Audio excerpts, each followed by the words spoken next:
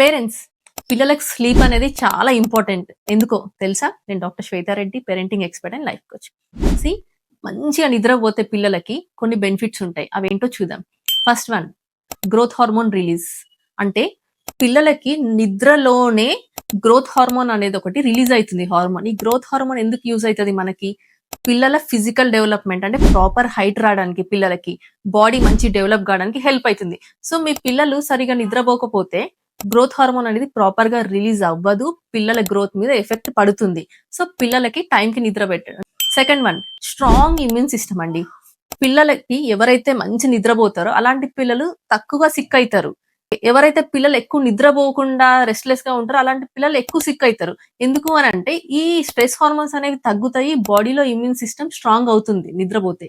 Third one, brain growth and memory. See, పిల్లలు ఏదైతే రోజంతా చదువుకుంటారో అదంతా మన బ్రెయిన్ లో ప్రాసెస్ అయ్యి స్టోర్ అవ్వడం ఎప్పుడు జరుగుతుంది? వాళ్ళు పడుకున్నప్పుడే జరుగుతుంది. సో పిల్లలకి మెమరీ ఇంప్రూవ్ కావాలన్నా, లెర్నింగ్, కాన్సన్ట్రేషన్ ఇవన్నీ ఇంప్రూవ్ కావాలి అని అంటే పిల్లలు టైం కి పడుకోవడం చాలా ఇంపార్టెంట్.